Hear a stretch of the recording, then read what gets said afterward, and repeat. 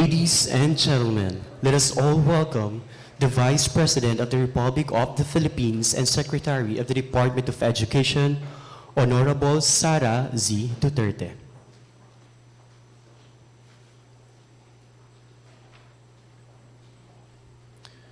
To formally kickstart this event, may we request everyone to please remain standing as we sing the Philippine National Anthem and the National Anthem of Israel.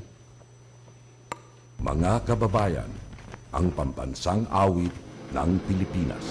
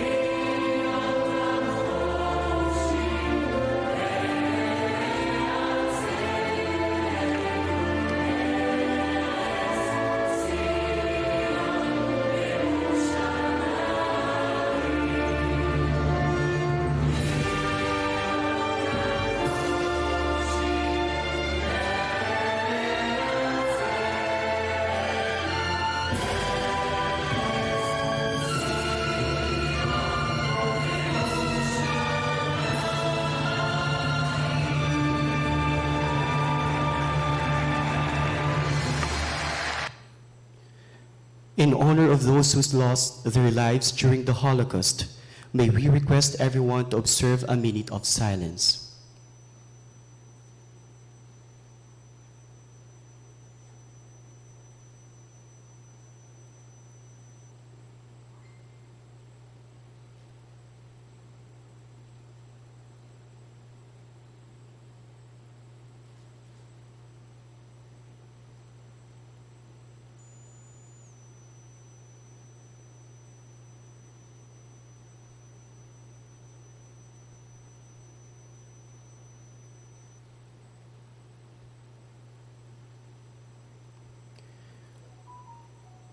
Please remain standing as we listen to a prayer by Rabbi Jonathan Goldsmith.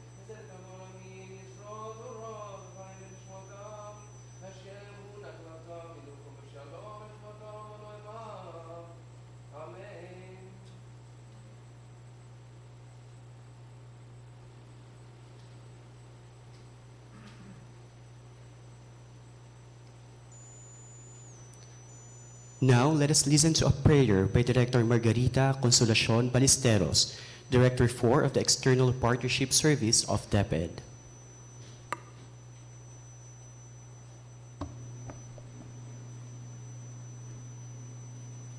Our loving and compassionate Creator, we come to you today with heavy hearts as we remember the 6 million Jewish souls who perished during the Holocaust. The horrors of that history brought millions to their untimely and inhumane demise because of their identity and beliefs. In the genocides that followed, we recognize the destructive prejudices that drive people apart and are enlightened with the knowledge that pure negativity brings nothing but misery. Forgive us when we entertain and succumb to pessimism, fear, indifference, and hatred of others simply because they are different from us. In your mercy, dear God, help us to see everyone as equally precious manifestations of the divine, and for us to have the courage to face the darkness in our earthly sojourn. Through our prayers, dear God, and our actions, help us to stand together with those who are suffering and in pain, so that light may banish all darkness, strength will conquer fear, love will prevail over hatred, and good will triumph over evil. This we humbly ask in your holy and mighty name. Amen.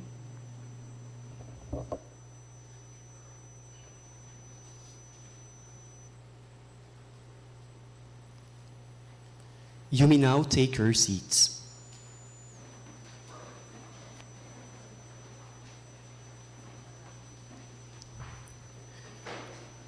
The theme, Home and Belonging, highlights the humanity of the Holocaust victims and survivors who had their homes and sense of belonging ripped from them by the perpetrators of the Holocaust.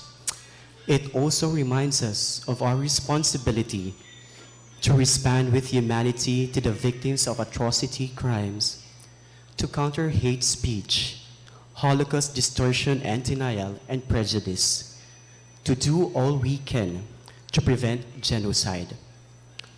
On this day, we commemorate the resilience of the human spirit, the heroes who remain among us, and we remember the 6 million Jews who passed away with courage and dignity. To our honored guests from the Department of Education, Department of Foreign Affairs, and the Embassy of Israel, we sincerely appreciate your presence here today, commemorating the International Holocaust Remembrance Day that marks in the history of humanity.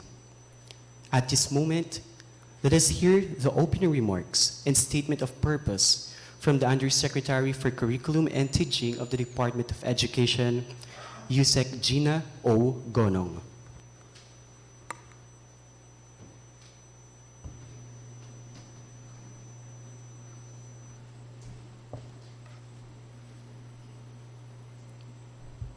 Vice President of the Philippines and Secretary of Education, Honorable Sara Duterte, brothers and sisters, our guests, good morning.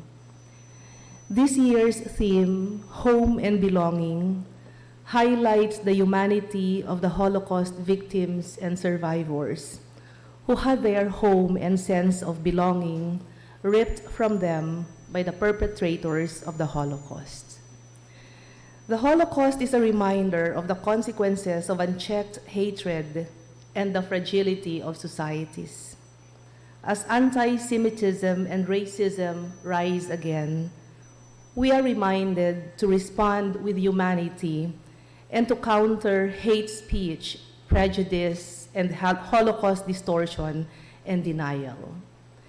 The Department of Education, through the International Cooperation Office, is one with the Embassy of Israel in the Philippines in ensuring that we remember and honor those who have perished as well as those who have survived. As one of the first countries to welcome Jewish refugees in 1934, we continue our humanitarian tradition of assisting forcibly displaced people in need of protection. The purpose of the International Holocaust Remembrance Day is twofold: to serve as a date for official commemoration of the victims of the Nazi regime and to promote Holocaust education throughout the world. This event is a perfect opportunity to develop an awareness of valuing diversity in a pluralistic society, showcase the heroism and contributions of Filipinos, survivors and rescuers of the Holocaust, and encourage teachers, learners, and the public to promote social justice and respect for human rights. As we remember the Jews and many others who died aimlessly, we reaffirm our commitment in educating our school children to be peace-loving and become peace builders among their friends, peers, schoolmates, and transform our schools into safe spaces that make us keep human values alive and intact. Good morning.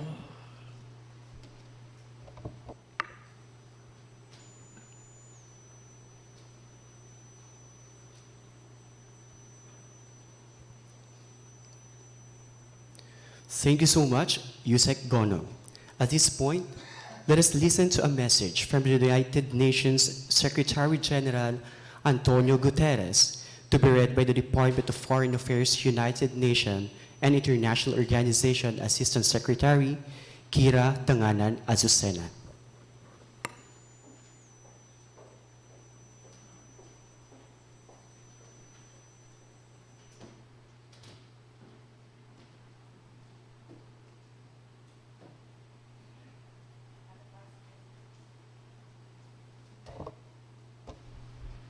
Madam Vice President, His Excellency Ambassador Ilan Flas, colleagues in government, our distinguished guests, good morning.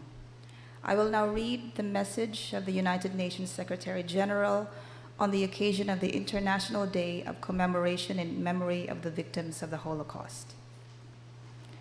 Today and every day, let us resolve to never again remain silent in the face of evil and to always defend the dignity and rights of all. Today, we honor the memory of the victims of the Holocaust. We remember the 6 million Jewish children, women, and men, as well as the Roma and Sinti, the people with disabilities, and countless others who perished. We reflect on the millions of individual lives cut short, the millions of futures stolen away. As we mourn the loss of so many and so much, we also recognize that the Holocaust was not inevitable. No genocide ever is. It was the culmination of millennia of anti-Semitic hate. The Nazis could only move with calculated cruelty from the discrimination of Europe's Jews to their annihilation because so few stood up and so many stood by. It was the deafening silence, both at home and abroad, that emboldened them. The alarm bells were ringing from the very beginning. Hate speech and disinformation, contempt for human rights and the rule of law, the glorification of violence and tales of racial supremacy, disdain for democracy and diversity. In remembering the Holocaust, we recognize threats to freedom, dignity, and humanity, including in our own time. Today, in the face of growing economic discontent and political instability, escalating white supremacist terrorism, and surging hate and religious bigotry, we must be more outspoken than ever. We must never forget, nor allow others to ever forget, distort, or deny the Holocaust.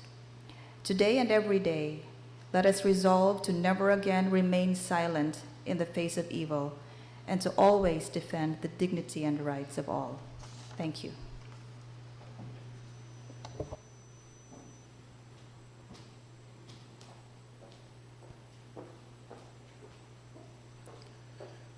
Thank you so much, Assistant Secretary Azucena. Ladies and gentlemen, let us take a moment viewing a short video presentation about the Holocaust. This will give us insights about the observance and how it shapes human lives.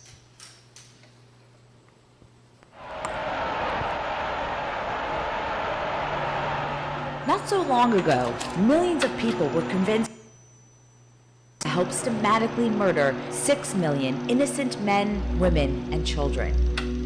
How could this happen? How could so many people turn so bad? These are profound questions. There are no easy answers. But we do know that many methods that enabled this unprecedented mass genocide, known as the Holocaust, are being practiced today. To understand this, let's take a step back. In 1914 through 1918, the war to end all wars was fought. In this Great War, now known as World War I, Germany was defeated. Thereafter, the country struggled to pay reparations, overcome the ramifications of the Great Depression, high unemployment, and political instability. In this turbulent period, the Nazi Party and its leader, Adolf Hitler, rose to power by promoting extreme nationalism and fanning the flames of hatred, particularly against a German minority population, the Jews. Many German people enthusiastically embraced this message of hate and the promise of a renewed, powerful country. In the 1932 elections, the Nazi Party became the largest group in the German parliament. And through a negotiated political deal, Adolf Hitler became the Chancellor of Germany in 1933. Through a combination of oppressive laws and by practicing domestic terrorism, the Nazis were able to solidify their power.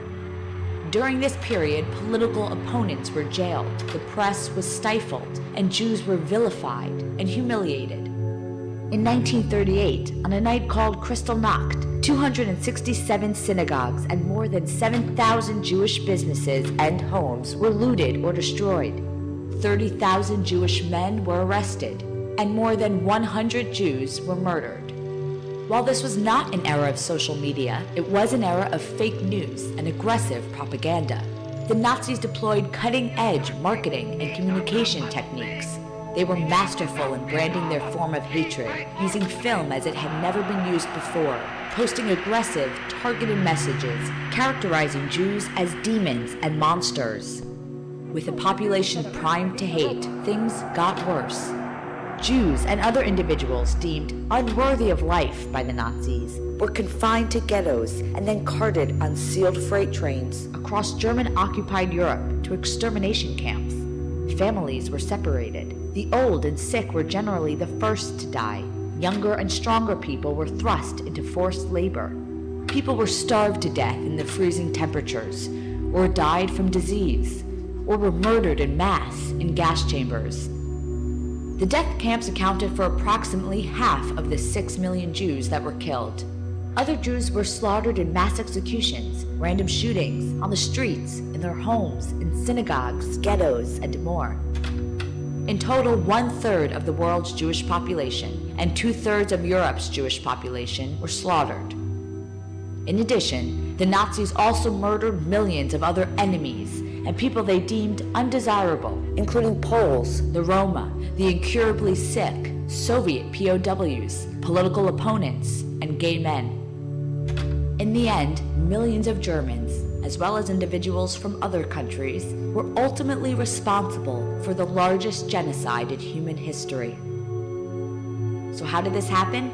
The demonization of a minority population, false propaganda, domestic terrorism, the acceptance of hate speech, and the co-opting of the press are all hugely impactful. The Nazis proved that seemingly normal people can be convinced and coerced to commit the worst atrocities imaginable.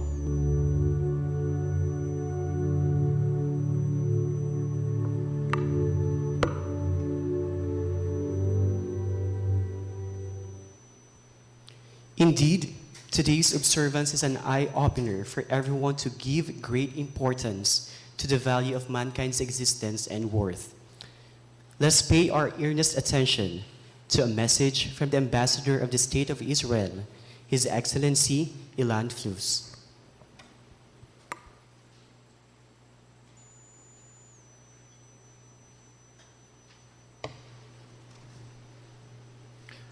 Honorable Vice President and Secretary of DEPED, Sara Duterte, and officials of DEPED, DFA, the Jewish community, the Israeli Embassy.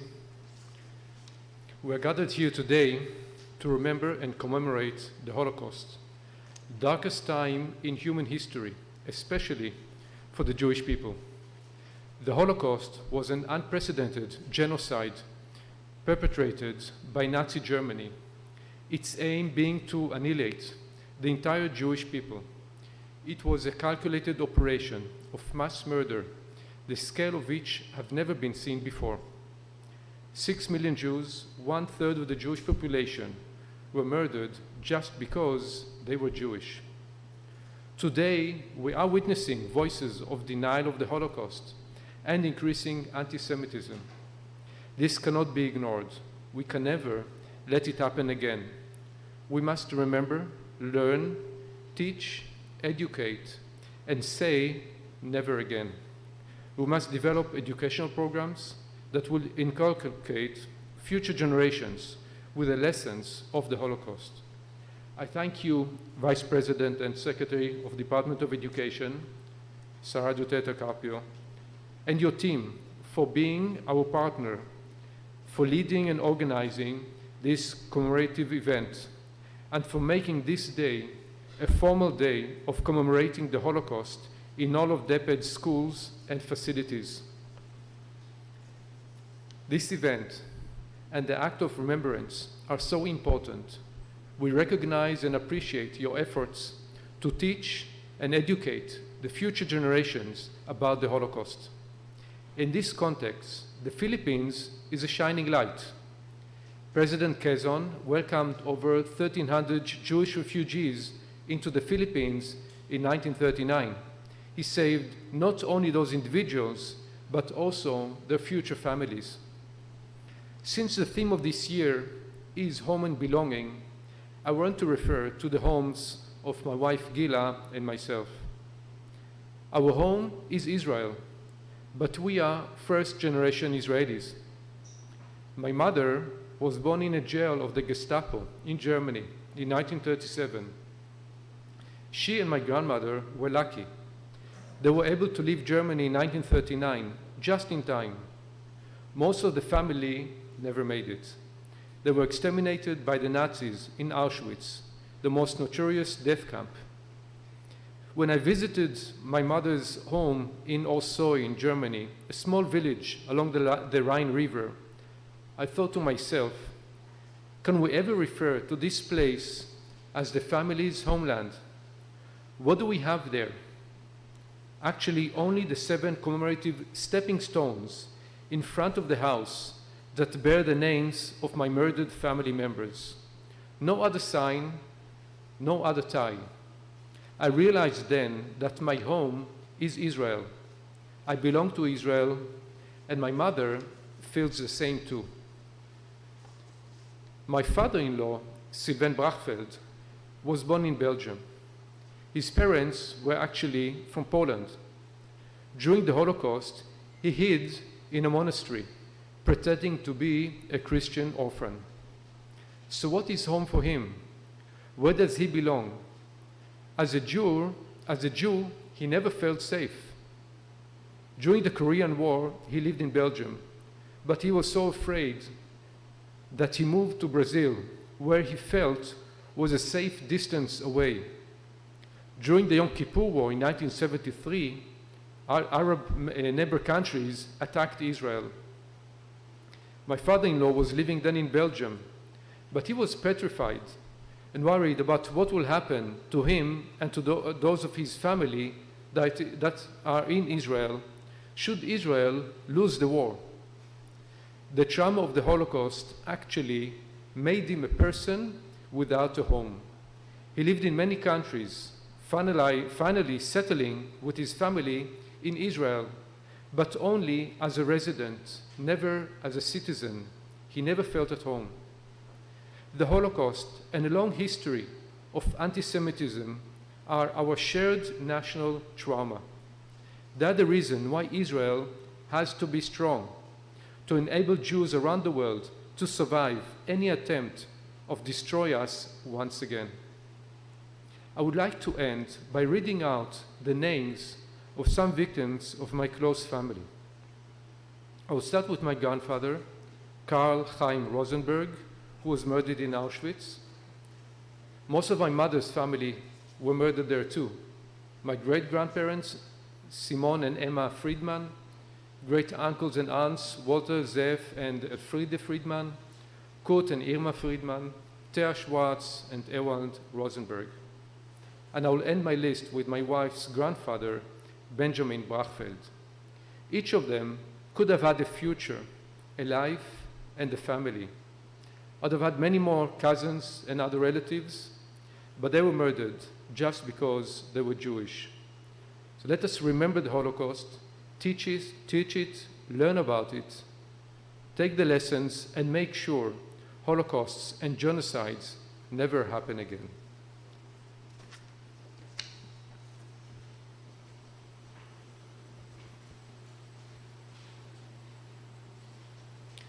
Thank you so much, Ambassador Ilan Flus. This observance has gained the people and the world's sympathy, love, and support. To represent our voices, let us listen to a message of support from the country's Department of Foreign Affairs to be represented by Assistant Secretary Mardumel Celo D. Melicor of the Middle East and African Affairs.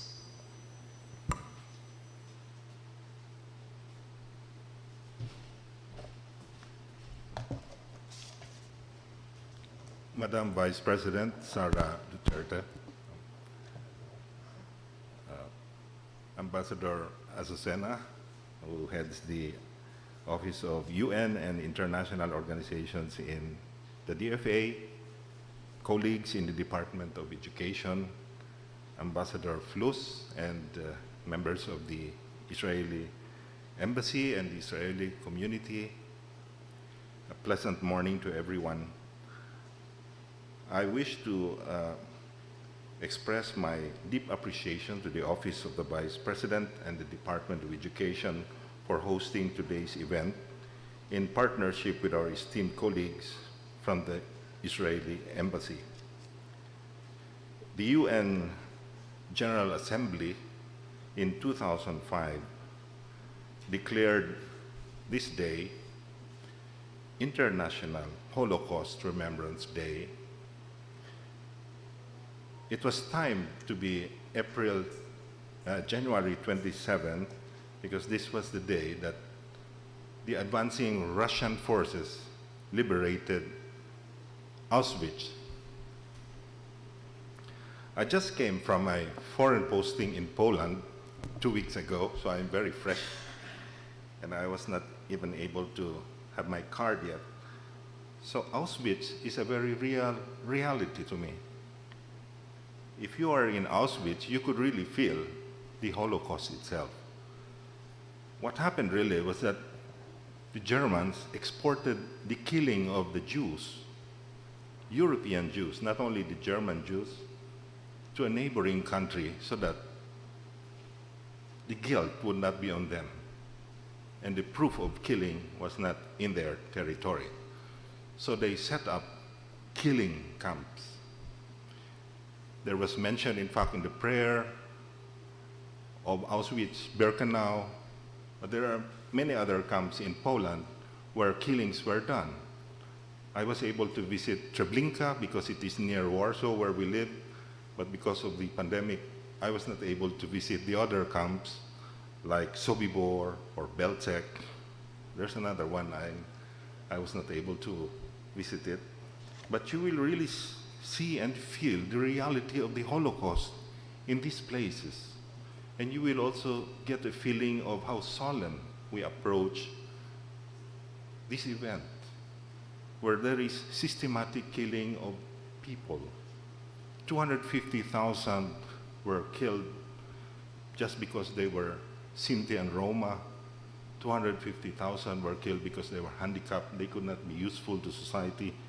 about 2,000 were killed because they were Jehovah's Witnesses. We do not know the exact numbers, but they think they should go in the thousands because they were homosexuals. And of course, the largest number of people murdered were the Jews, just because they were Jews. And the Warsaw Ghetto is also a very real experience for us. I visited the Warsaw Museum for the Jews, and so I can only express the support of the Department of Foreign Affairs for DepEd to spearhead this commemoration of Holocaust, especially today when there are many sectors who wish to revise history, to distort it, and even to deny that the Holocaust existed itself. So with that, I wish to reassure the Department of Education and Culture, the Israeli Embassy, that the Philippines, as a founding member of the UN, an active member of the UN, will continue to support the commemoration of this day. Thank you.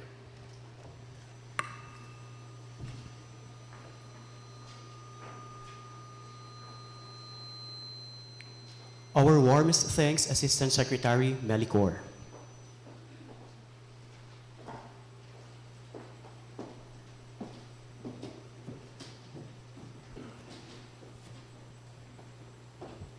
Hannah Sinesh was a poet and one of the 37 Special Operations Executive, which were recruited by the British to assist anti-Nazi forces in Yugoslavia during World War II. Part of their mission was to rescue some of the Hungarian Jews about to be deported to Auschwitz extermination camp. Sinesh was arrested in 1944 by Hungarian security forces. She was imprisoned and tortured, but refused to reveal details of her mission. She was eventually executed by firing squad at the age of 23. Her song, A Walk to Caesarea, commonly known as Eli Eli, or My God, is one of the most commonly played songs in Israeli Holocaust memorial ceremonies. The song will be performed by Lital Moyal, Moran Gigi Balzam, and Raz Engelmeyer from the Embassy of Israel.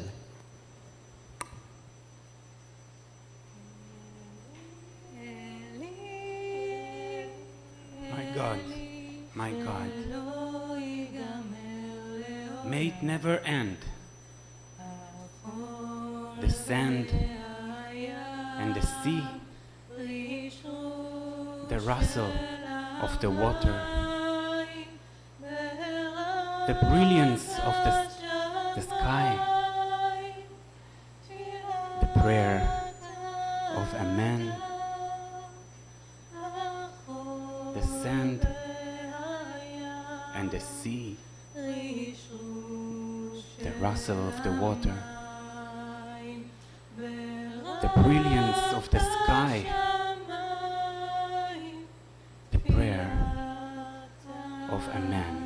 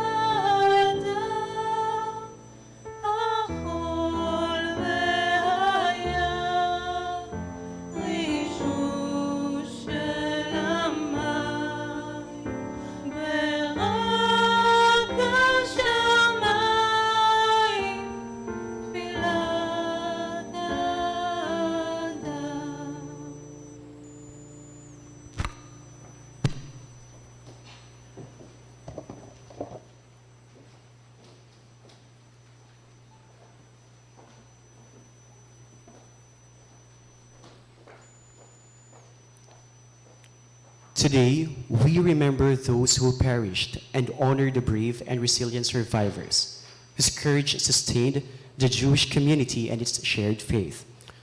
The next part of our ceremony pays tribute to those who passed and survived. Keeping a light burning in remembrance signifies that the memory still lives on and burns bright.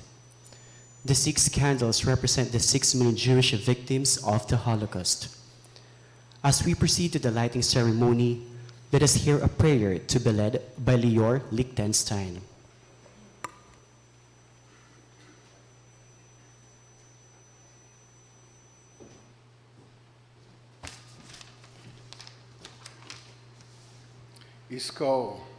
יזכור אלוהים את נשמות אחינו בני ישראל, חללי השואה וגיבוריה, נשמות 600 רבבות אלפי ישראל, שאומתו ושנהרגו ושנחנקו ושנקברו חיים, ואת קהילות הקודש שנחרבו על קדושת השם.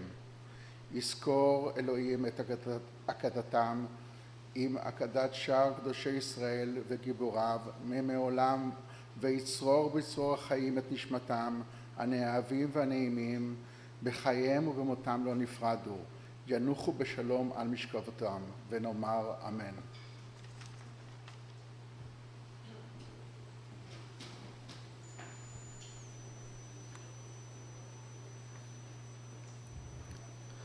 A friendly reminder to our live spectators, please remain seated during the lighting ceremony. At this point, may we request our honored guests to please join us in our candle lighting ceremony. May we call on the Vice President of the Republic of the Philippines and the DepEd Secretary, Honorable Sara Z. Duterte.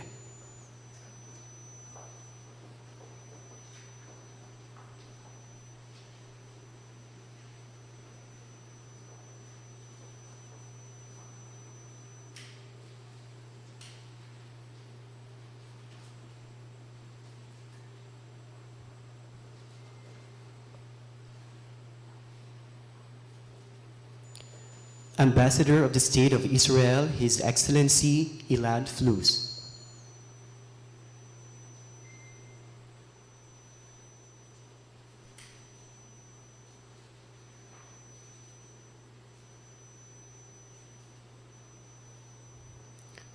DepEd Undersecretary Epimaco V. Densing III.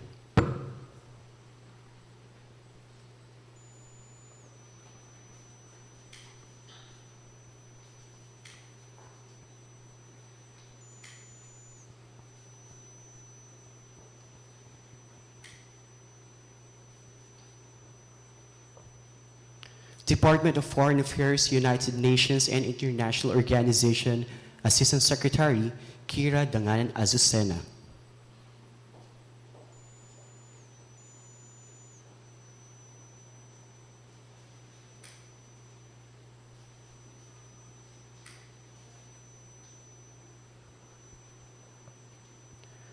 DepEd Undersecretary for Curriculum and Teaching, Gina O. Gonong.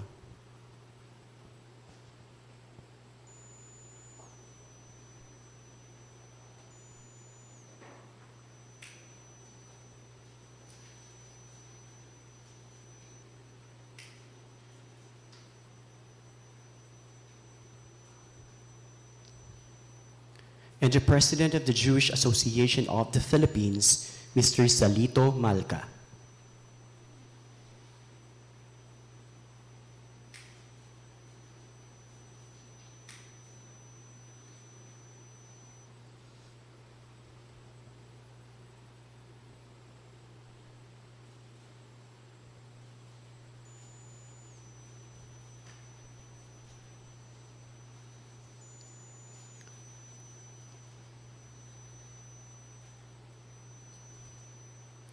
Thank you so much to our honored guests in partaking in this significant memorial, and you may now take your seats.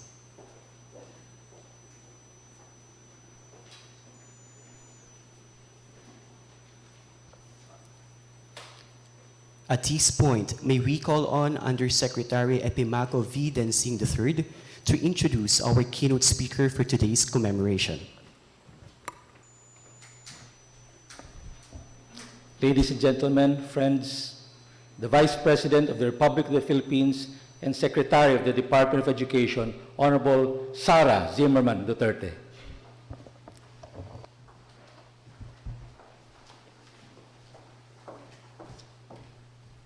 Please take your seats. Ambassador Ilan Flus, distinguished guests from the Department of Foreign Affairs, distinguished guests from the Israel Embassy and the Jewish community, ladies and gentlemen, blessed morning to everyone. Shalom Aleichem. We gather here today to remember and honor the victims of the Holocaust, one of the darkest chapters in human history. The Holocaust saw the systemic oppression and persecution of 6 million Jewish victims and of a million others. The atrocities committed by the Nazi regime and their collaborators are beyond comprehension. But we must remember, we must not forget the names and the faces of the victims, the families torn apart, and the communities destroyed. We must remember so that we may never forget the dangers of hate and intolerance. We are responsible for ensuring that the lessons of the Holocaust and the stories of the survivors are passed on to future generations so that it may never happen again. We must ensure that these stories are not lost so we can learn from them and prevent other atrocities from happening again. I am pleased to have worked with the Embassy of Israel in Manila for today's event after DepEd's successful collaboration in January of last year. We encourage schools in the Philippines to observe International Holocaust Remembrance Day. We look forward to working again with the Embassy on future projects.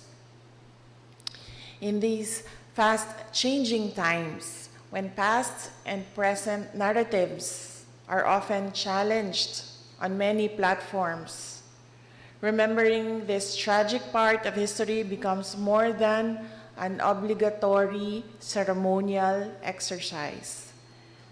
The act of remembrance is a vital element in honoring the victims of the Holocaust and their sacrifices and tragic experiences can educate and motivate future generations to aspire for a better world. But remembering is not enough. We must always take action against the hate and discrimination in our world. Filipino national hero Jose Rizal once said, "The tyranny of some is possible only through the cowardice and neglect of others." Our solemn duty is to uphold this act of remembrance through today's ceremony and for many more years until it becomes part of our national and global consciousness. For these reasons, the Philippines has consistently maintained a position against racism, racial discrimination, xenophobia, and related intolerance. This position is reflected in our votes in the United Nations and grounded in our long tradition of humanitarian assistance for refugee seekers. A concrete example of this tradition was President Manuel Quezon's open door policy, which allowed the entry of around 1,300 Jewish people fleeing the horrors of Europe. He reminds us that there is always hope, even in the darkest times. What better way to remember President Quezon's legacy than by educating our youth on the significance of this event. On the International Holocaust Remembrance Day, let us remember the victims, honor the survivors, and take action against hate and discrimination in all forms. Together, we can create a better future for all. Thank you.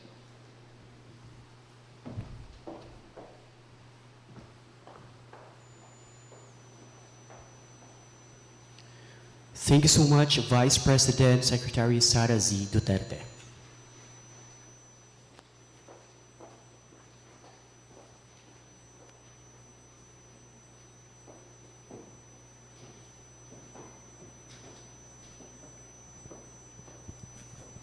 Punar.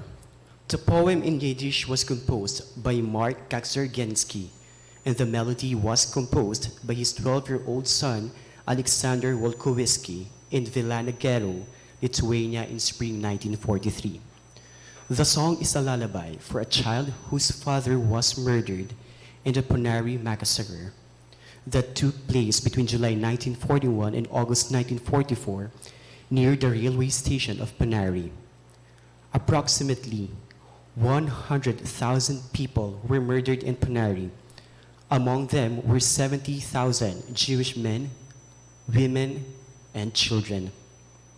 Only 7,000 of Vilnius Jews have survived the Holocaust. The song will be performed by Moran Gigi Balzam and Lital Muyal from the Embassy of Israel.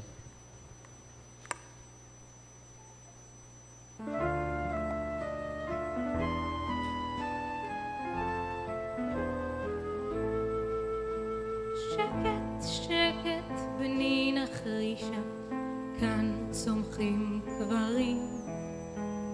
השונאים אותם נטעו פה מעברים. אל פונה דרכים יובילו, דרכן לחזור. לבלי שוב הלך לו אבא ואימו האור. שקט בני לי, מטמוני לי, אל נבכה בכאב, כי בין כה וכה בחיינו לא יבין אויב.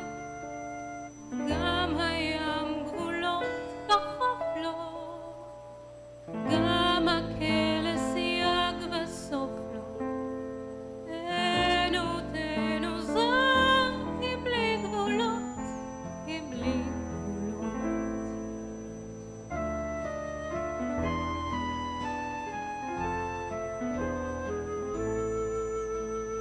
טוב ידע אל ארצך, לנו סתיו אפל. אור גדול בחול זרוע וסביבנו ליל. כבר הסתיו יזהיר וצמרת, המרחוב יגבר.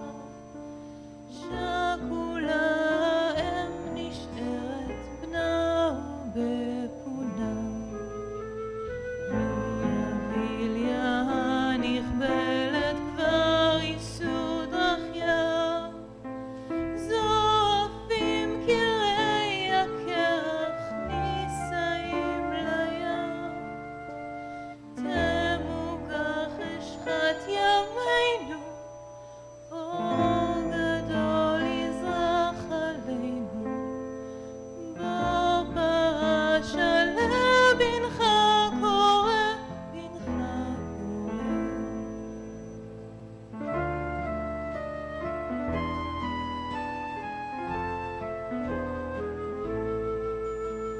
שקט, שקט, טל בסער, מבועי הלב. עד אשר חומות תיפולנה, נעלם בכאב. אל נא בני לי, אל תצחק נא, לא אצחוק עכשיו. שר הפך את אביבנו, להעלב הסתיו. את תפרח נעם הבוע שקט בן רחום אם הדרור ישוב גמה בנו בנו בנו וכמו בליה משוחררת כאילנות צמרת עוד תזכה לאור מבוא הדרור מבוא הדרור.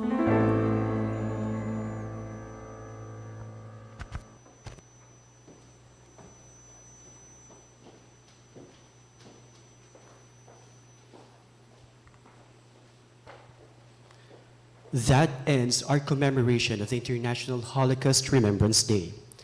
Let us take advantage of our capacity as educators to disseminate the lessons of the Holocaust and uphold the idea that each one of us has the right to live free from hate and judgment in all forms. To our live spectators, may we request everyone to please remain seated as our guest of honors leave the venue first. Maraming salamat po sa inyong pagdalo at ikinagagalak namin na makasama kayo sa gawaing ito. Higit na pagpapala po sa ating lahat. Once again, thank you for your participation and may we have a blessed journey ahead of us.